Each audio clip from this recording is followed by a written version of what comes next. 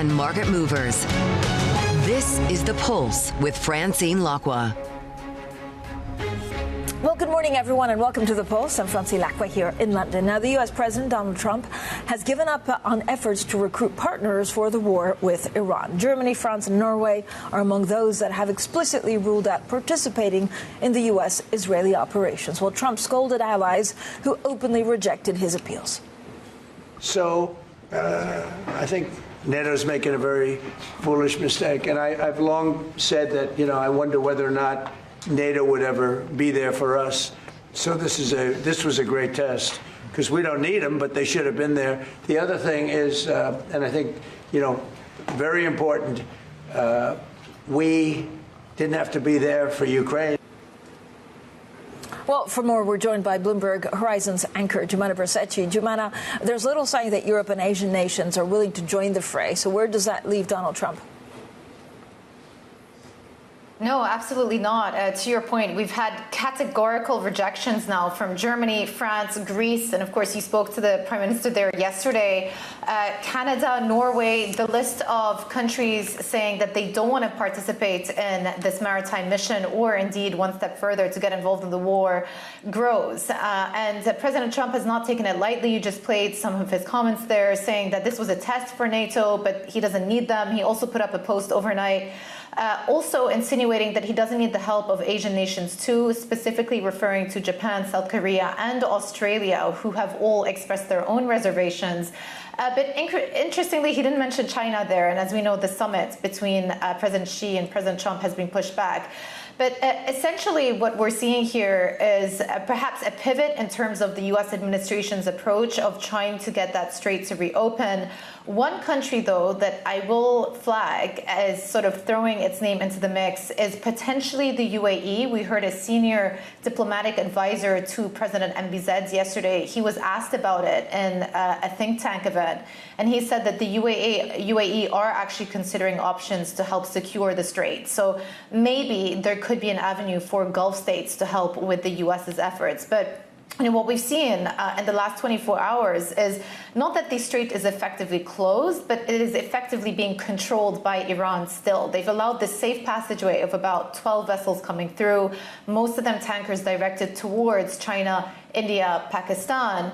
But since the beginning of the war, at the same time, around 24 tankers have been targeted. So still just underscores the risk from a security perspective and danger perspective for any tankers looking to cross through, which is really what is keeping them away. And ultimately, Francine, is still putting upward pressure on these global energy markets because of the inability of these many OPEC producers and key energy producers to get their products out to the rest of the world. Iran has confirmed the country's top security official, Ali Larijani, was killed in an Israeli airstrike. What does this do for the hopes of peace? Yeah, well, this is another very prominent assassination, the first one being the taking out of the supreme leader alongside senior commanders on the first day of the joint U.S.-Israeli military operations. Now confirmed overnight that they've also succeeded at assassinating Ali Larijani. He was the chief of the National Security Council, would have been responsible for many of the political and strategic decisions inside Iran. And also played a very key role in the brutal crackdown of those demonstrators back in January. But at the same time, some analysts are saying that this removes one of the political voices that the U.S. could have spoken to should they wanted to open the diplomatic channels. But the Iranian regime continued to be defiant. And we've heard from the IRGC commander overnight. They said they're going to retaliate. And indeed, the evening has been very, very busy in terms of incoming projectiles being targeted at many Gulf states, including Saudi Arabia, intercepting many drones, another attempted strike on the U.S. embassy in Baghdad, more drones being intercepted by Kuwait, and over here in the UAE, we've had multiple missile alerts overnight as well. So really no signs of things letting up. Joumana, thanks so much. Bloomberg's Joumana Bercetche. Now, the Greek Prime Minister says Greece and Europe will not take part in military operations in Iran. It comes in response to President Trump calling for help to secure the Strait of Hormuz. Well, Kyriakos Mitsotakis told me there's no appetite for such a mission. We will not engage in any activity in the broader area as long as there are military operations. We have been very clear from the beginning. We strengthen our defensive posture.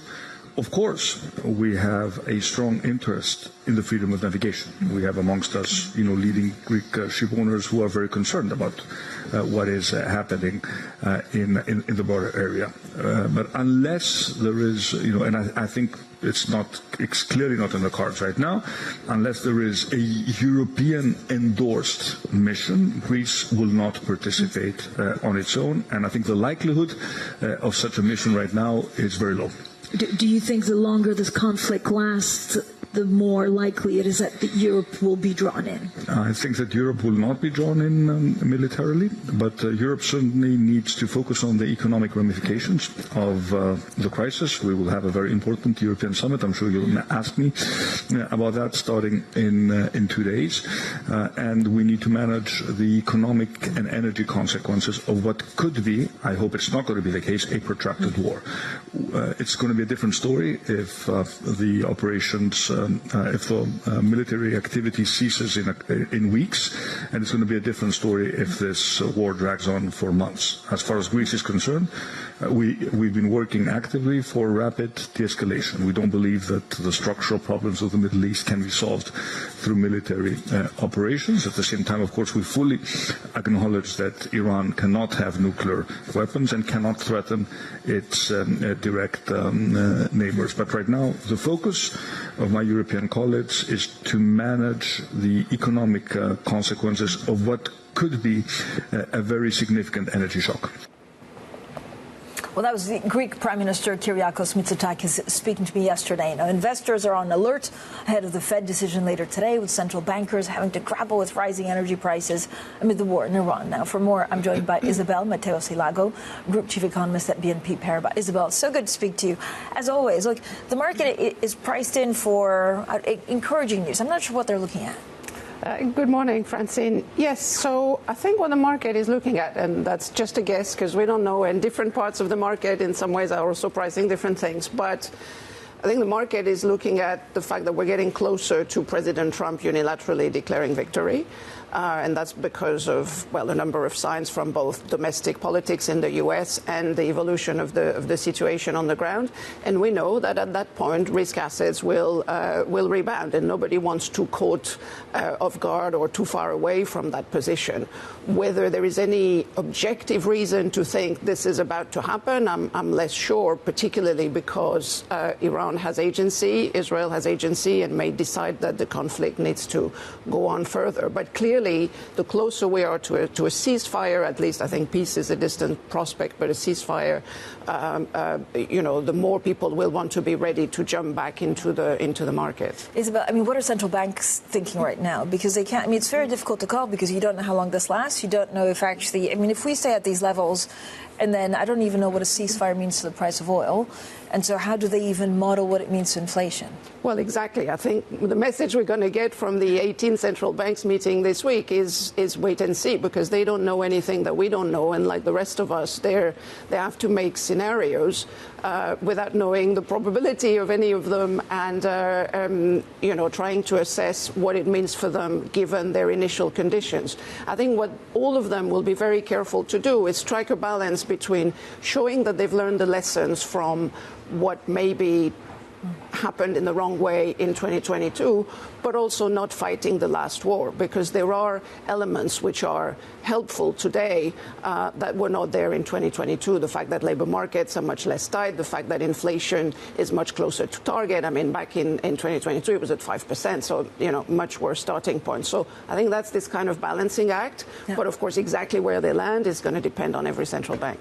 I mean, let's say, and I know this is difficult to do, but you're a great student. I mean, you'd be a brilliant central banker, actually. So let's say that inflation, stays up, but you have a depressing, of course, this depresses economics. I'm not sure even for the ECB whether they would hike or whether they would cut at this point. I mean, is it tricky also in 5-6 months when you have a better picture of inflation?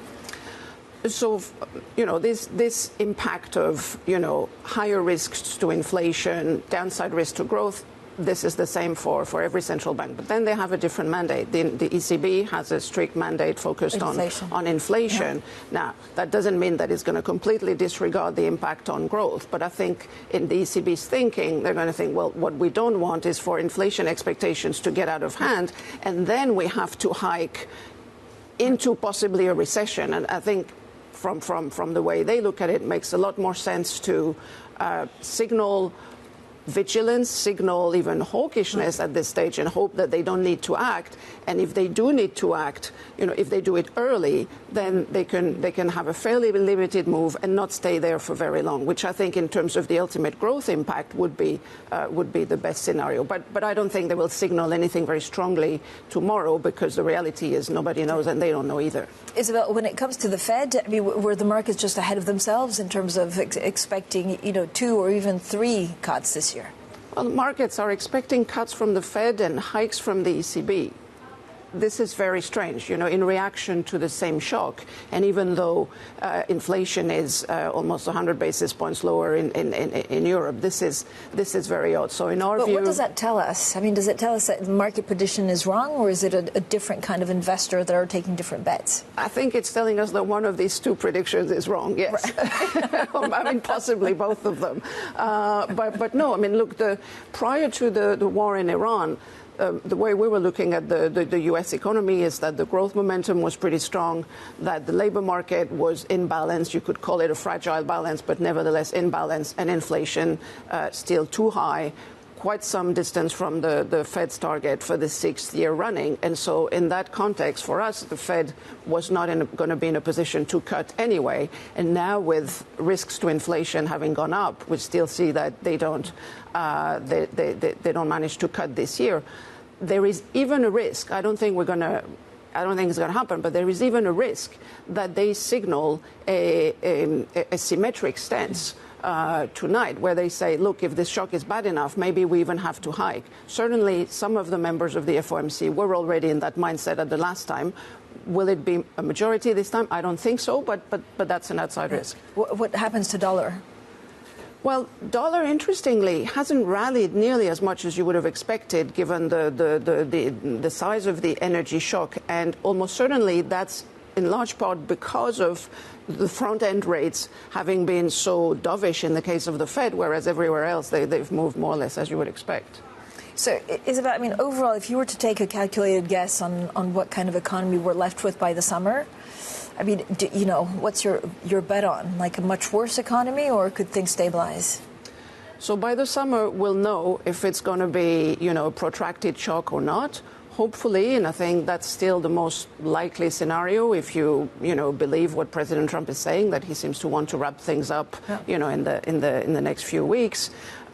The economy can hold up. This is what we're hearing from clients. This is what, unless you're directly impacted by shortages, and most companies are not, right now they're staying focused on their long-term plans. In Europe, there's still a lot of investment in defense going on. Everywhere there's a lot of investment in AI and tech going on. That's going to continue to power the economy. But of course, the longer this shock lasts, the more you're likely to see an adverse impact on the consumer. And consumer is everywhere the driver of growth. If the consumer stays at home, that's going to be a problem.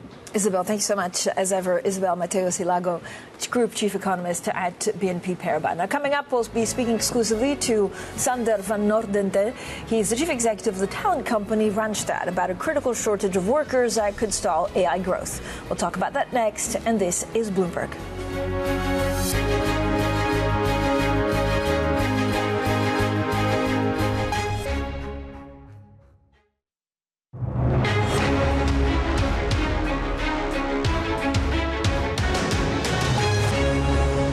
We've been licensed for many customers in China for H200.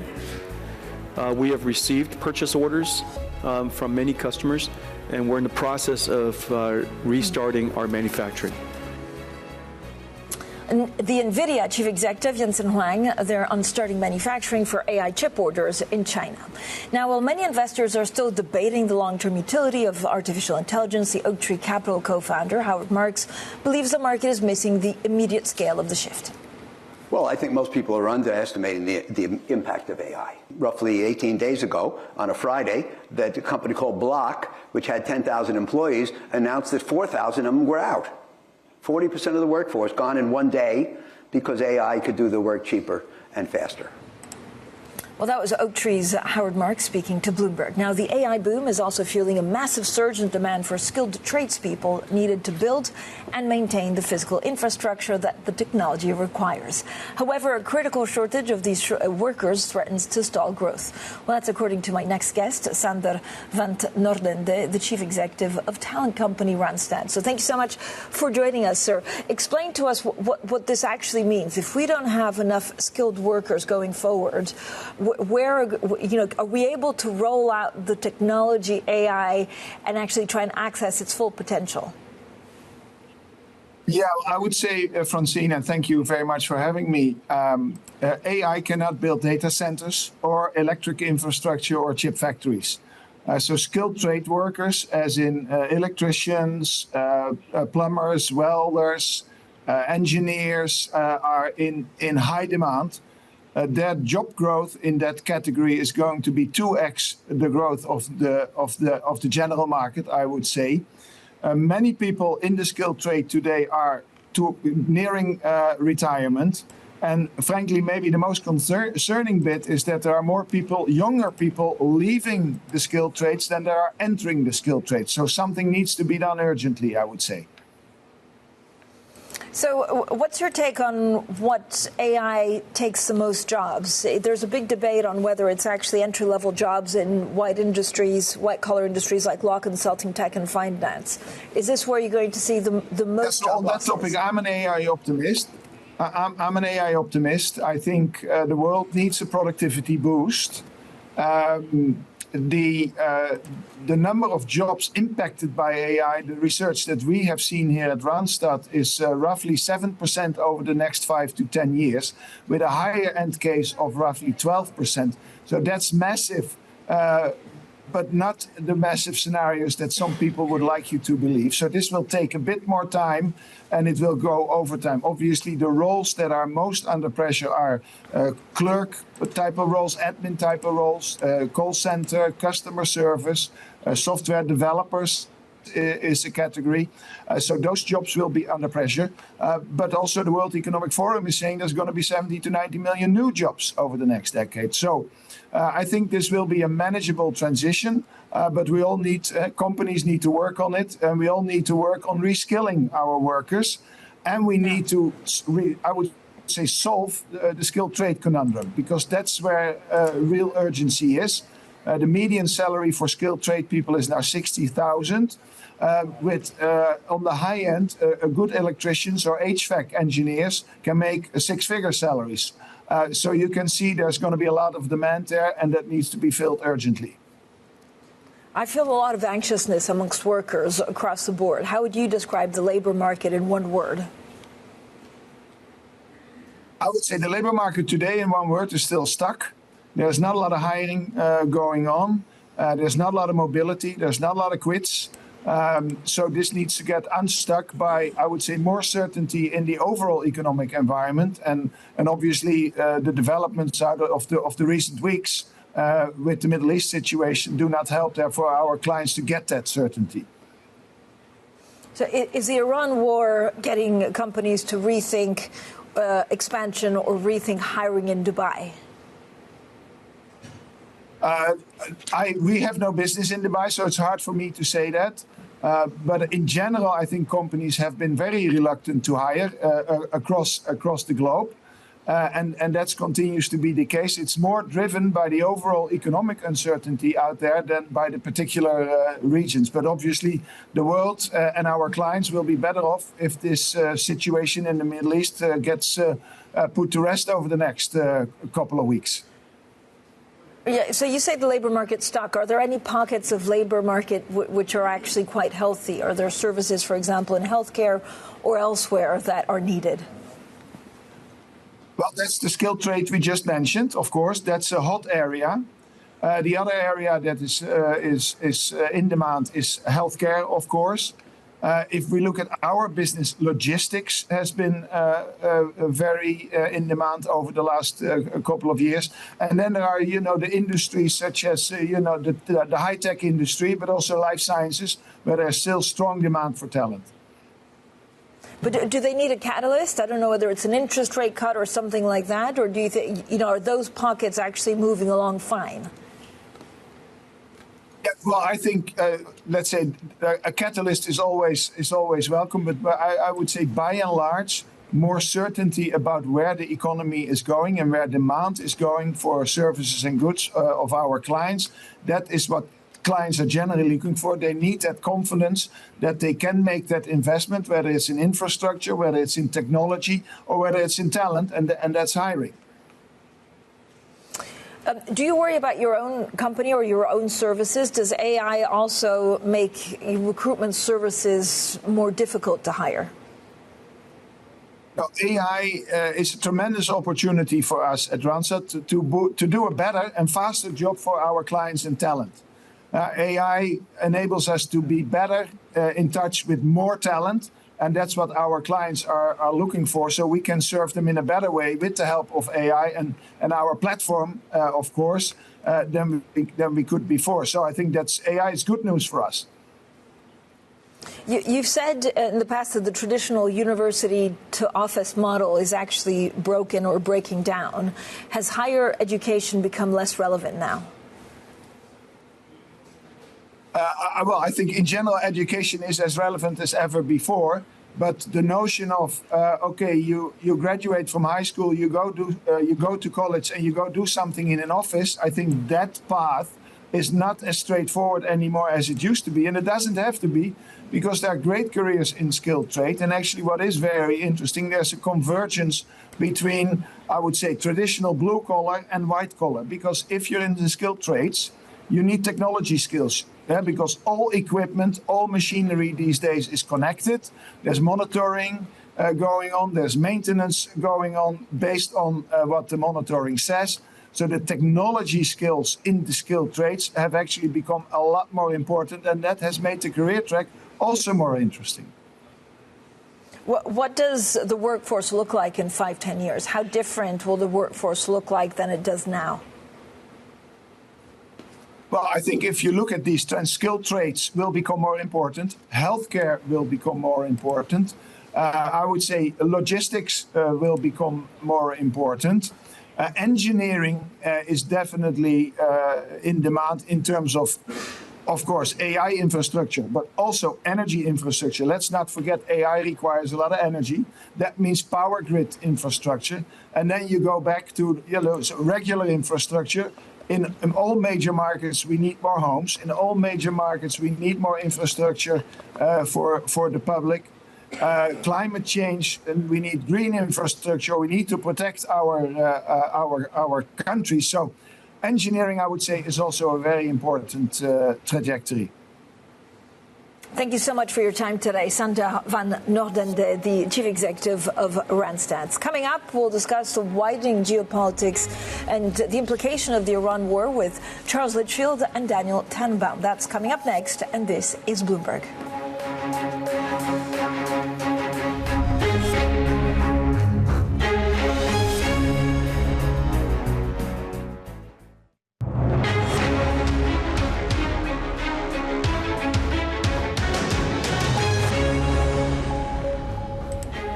Good morning, everyone, and welcome to The Pulse. I'm Francine Lacqua here in London, and these are your top stories. Iran vows to revenge the killing of its security chief and launches a fresh wave of missile and drone attacks across the Middle East. Well, U.S. President Trump says the war could end, quote, in the near future. Iraq signs a deal to resume oil exports via Turkey to avoid the Strait of Hormuz, while energy inflation remains a key topic ahead of the Fed decision later today. Plus, Howard Marks, the co-founder of Oak Tree Capital Management, says investors are underestimating the impact of AI. So Iraq has signed a deal to resume oil exports via Turkey that avoid the Strait of Hormuz. It comes as the U.S. steps up efforts to force the reopening of the vital passage. So let's bring in Bloomberg's energy reporter Anthony Di Paola in Dubai. Anthony, thank you so much for joining us. So first of all, will the rerouting of Iraqi oil have actually much of an impact on supply concerns? Good morning, Francine. Yeah, everything is a help. It will add some oil back to the market, but clearly not enough to make up for what we've already lost because the Strait of Hormuz is shut. So this will be some oil that's produced by the Iraq State Company as well as private companies in the northern Kurdish region. That will bring about 500,000 barrels a day of oil back to the market if things go ahead as planned. That's against a shortfall of something about 15 million barrels a day that we're losing with the Strait of Hormuz being shut. Simply, Gulf producers cannot get oil on tankers and get it out of Hormuz, so it's not moving. We've seen lots of producers already shutting in production. Iraq, for example, about 3/4 of its output is already shut in. So they're trying to revive some of that and get at least some oil moving through the north. But that's been a problematic pipeline for them in the past because they've had, over the last several years, it's been largely halted because they've had payment disputes with Turkey about pipeline fees. They've had disputes on revenue sharing with those private companies working in the Kurdish region. So it's a big dispute, and it's been a big problem for them.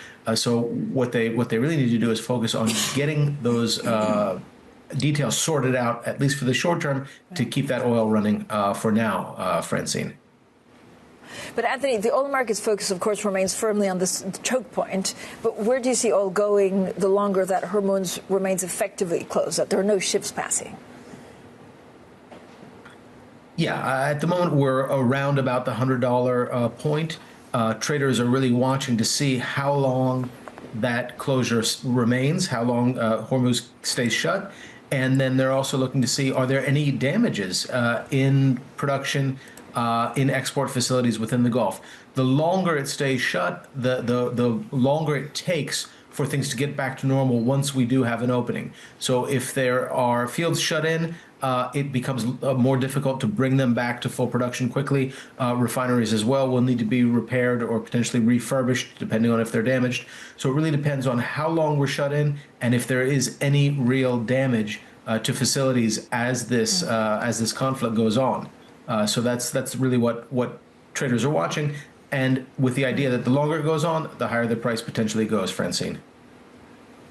Anthony, thank you so much. Anthony Di Paolo there, Bloomberg energy reporter. And let's get more on the geopolitical situation and discuss White House military and economic strategy. With me now, Charles Lichfield, Director of Economic Foresight and Analysis at the Atlantic Council think tank, and Daniel Tannebaum, Partner and Global Anti-Financial Crime Practice Leader at Oliver Wyman. So thank you both for joining us. Charles, I mean, first of all, I had a couple of conversations in the last 2 days with the President of Finland, with the Prime Minister of Greece, and they're worried about the inflation, of course, impact, but they're not ready to commit European troops or anything to try and basically put the safeguards around the Strait of Hormuz.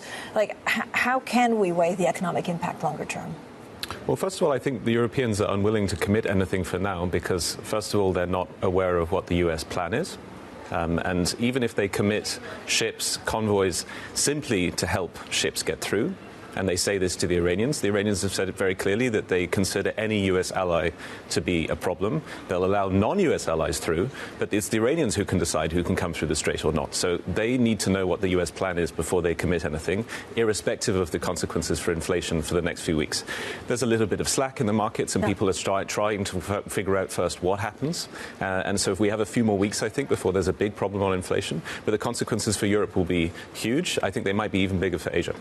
How long? I mean, again, the problem is that we don't really know the timeline. Is that the market today is positive, Dan, but actually we don't know when we know about the U.S. plan and what the consequences will be. Well, that's right. And to Charles's point, we don't know what the objectives are. Is it regime change? Is it eliminating the nuclear weapons program that was supposedly eliminated last summer?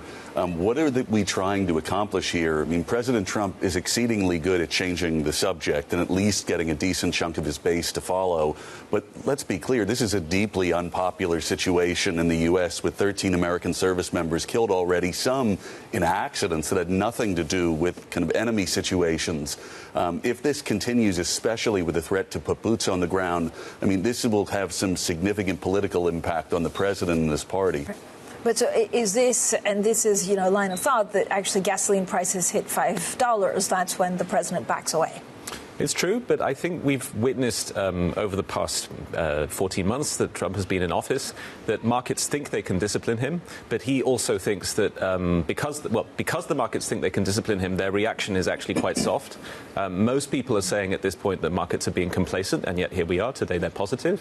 But because they think they can discipline him, their reaction isn't as big, and therefore he thinks things are fine for now. I think $5 is a big psychological barrier, but I also wouldn't underestimate his willingness to see a result in Iran that he can sell as a victory. So there's another sort of view out there that Trump will simply declare victory and leave. But it's not only his decision, and when there are clearly still US allies and US partners being bombed by Iran, it's very difficult for him to declare victory. I mean, how does he sell this at home?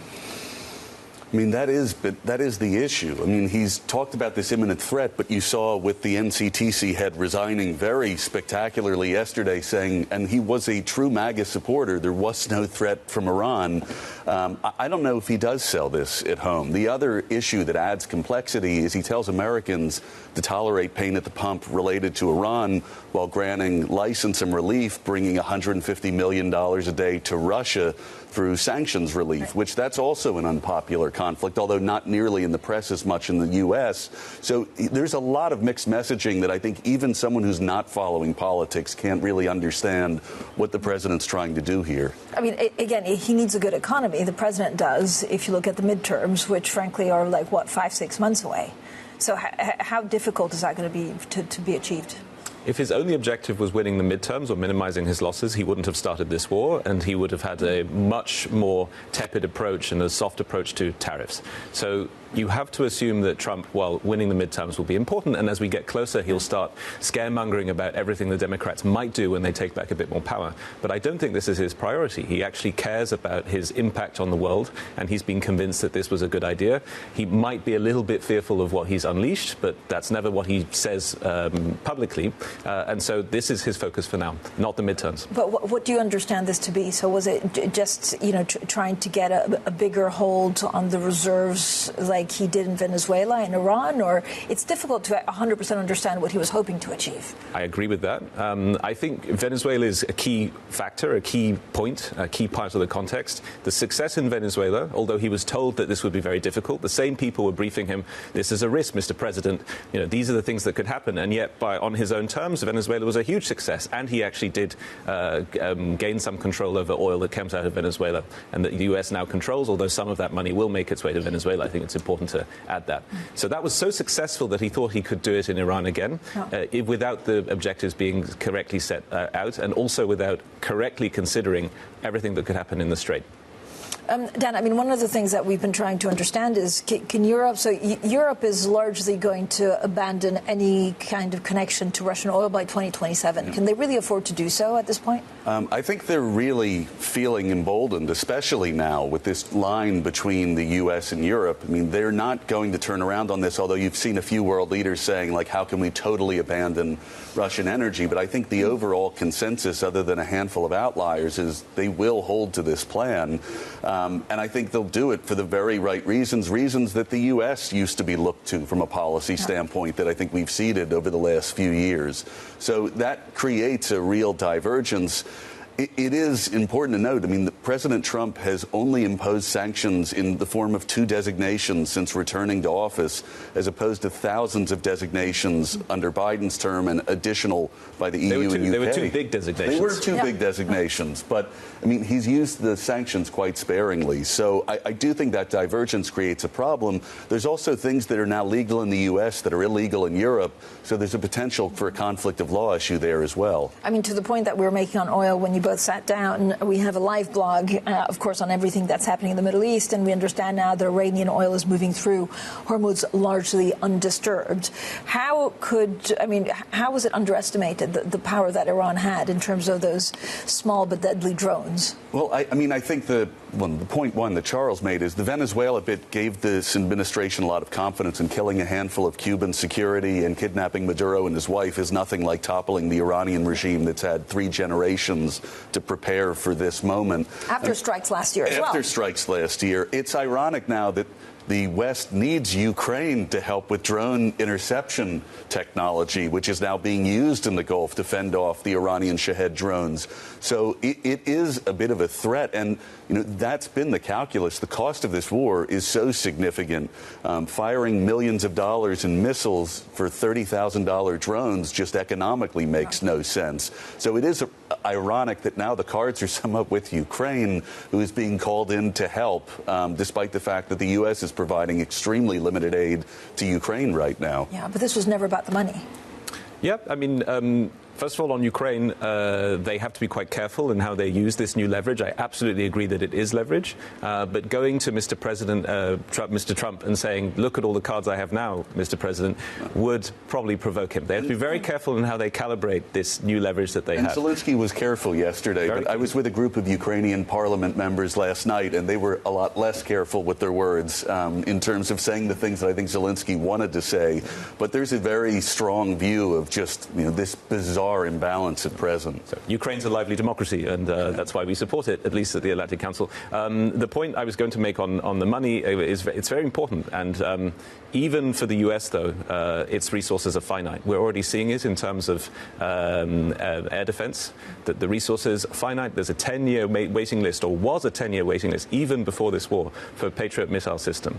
And so you're seeing even US resources being redeployed from Europe and also from Asia. We were meant to have a pivot to Asia, already started under President Obama, but Trump also cared about this, and some important advisors in his administration also cared about it. But even for the US, though sometimes it appears that the US budget is unlimited and the dollar also provides the US with these resources, even for the US, resources are finite.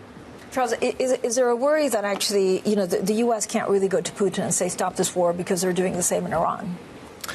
No, I think that's a very important point, that the U.S. doesn't have much of a foot to stand on anymore. I mean, it is obviously more complicated, and that Ukraine didn't represent a threat to anyone. Iran did represent a threat. That's important to say that. Yeah. And the IRGC was considered a terroristic organization by the U.S., but also most recently by Europe. It had been added to the European list. So let's not minimize the threat that Iran represented.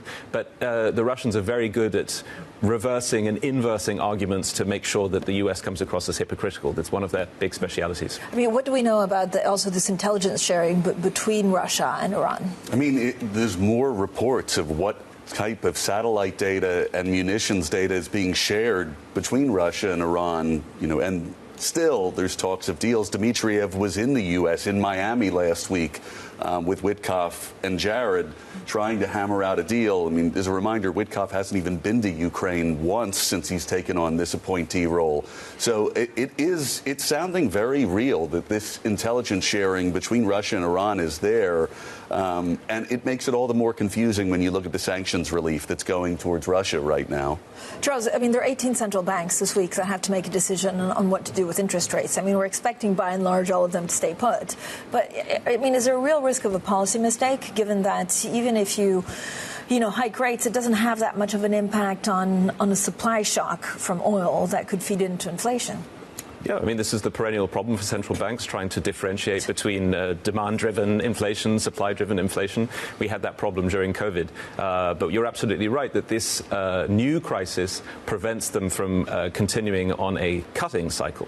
And so now the decision is between staying put or increasing interest rates. I think at this point it's pretty clear that most of them will stay put. But depending on the duration of the crisis, we may have to embark on some increases, which is exactly what they did not want to do. All right. Thank you both for joining us. Charles Lichfield, Director of Economic Foresight and Analysis at the Atlantic Council think tank, and Daniel Tannebaum, Partner and Global Anti-Financial Crime Practice Leader at Oliver Wyman. Coming up, we'll get more insight on the White House strategy with Douglas Rediker from International Capital Strategies. That's next, and this is Bloomberg.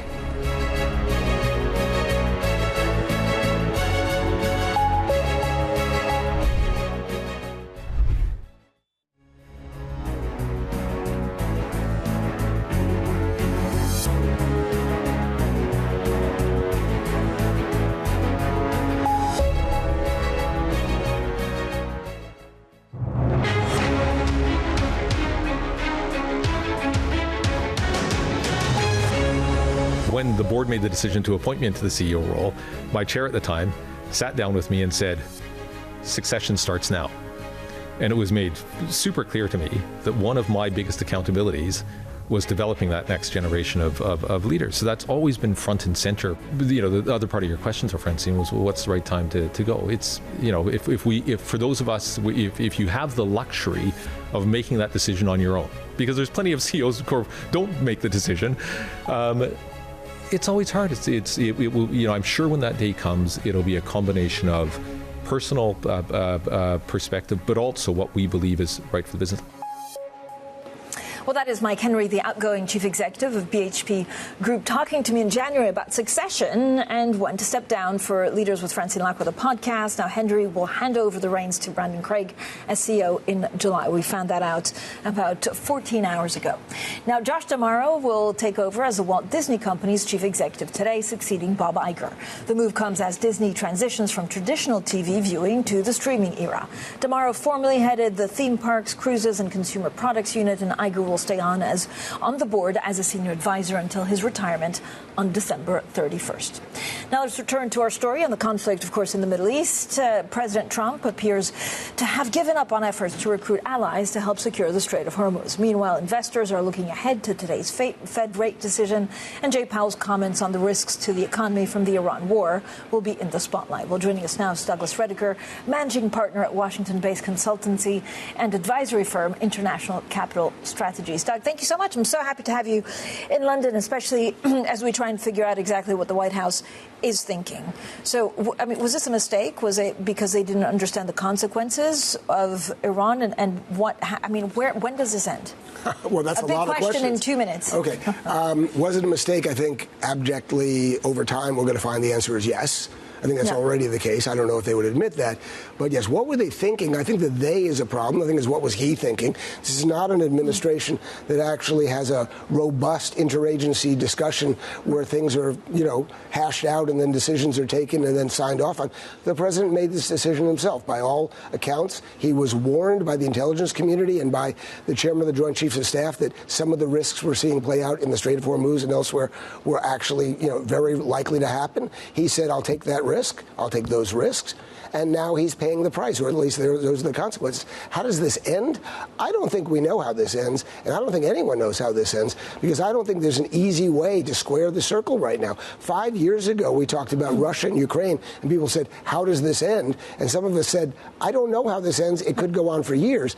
I'm not sure this is going to go on for years, but it's certainly not going to go on for the days or weeks that President Trump originally promised. But, Doug, there seems to be a belief in the markets, which is why a lot of, stocks are up, that President Trump in a couple of weeks says, guys, job done, we've secured, we move on. I mean, is that even something that can be done, or will the Iranians continue attacking? I think the idea of redefining mission accomplished and finding an off-ramp is clearly one the markets believe in and one that President Trump is increasingly going to be looking for. I'm just not sure the Iranians and the Israelis, as well as the other Gulf states, are going to be on the same page. So if President Trump decides to decide that the new supreme leader, either the one who, Mojtaba Khamenei or someone else, is suddenly an acceptable party to deal with, I'm not sure the Israelis are going to go along with that. And I'm not sure keeping this regime in place is something that the Gulf states are going to be happy with, because their status quo has been blown up and they're not going to put those pieces back together again. So even if President Trump decides to declare victory and withdraw, he's leaving behind a terrible situation, which is going to make him look bad and not provide that let's move on moment that he's hoping for. Where's Congress in all of this? Yes, good question. There was a War Powers Act resolution that was put forward a couple of weeks ago. Both the Senate and the House rejected it. That is the least Congress could have done, because it would never have been signed off on by the president anyway. So it was just a symbolic objection, and they did not do it. Now, things have gotten worse since then. So whether Congress starts to raise its head, we'll see. But at this point, Congress is absolutely absent. Congress right now is focused on the SAVE Act, which is the voter ID citizenship legislation. That's what they're focused on, opening DHS. They're not focused on this. But do you? So what is? I mean, what is the counterbalance actually to President Trump? Is it really the markets? Is it the price of gasoline? Is it the price of oil? Or is this an administration that's unhinged? I would argue that this is an administration that you could argue is unhinged, but I'm not sure that answers your question.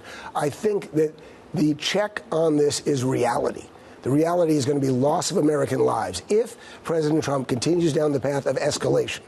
which is what he's doing. The markets believe this is a guy looking for an off-ramp, but we have seen no evidence of that in terms of bringing in a marine expeditionary force that's up to 5,000 men and ships that could, it is rumored, to be ready to take on a role on the ground on Karg Island, which interestingly, a Republican congressman was on Bloomberg yesterday saying that that's not actually boots on the ground.